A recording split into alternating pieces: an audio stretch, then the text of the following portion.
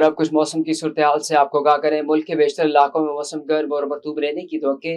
شام رات میں تا کشمیر، بالائی خیبر پختونخوا، شمال مشرقی پنجاب اور گلگت بلتستان میں چند مقامات پر تیز ہواؤں، آندھی چلنے اور گرج چمک کے ساتھ بارش کا امکان۔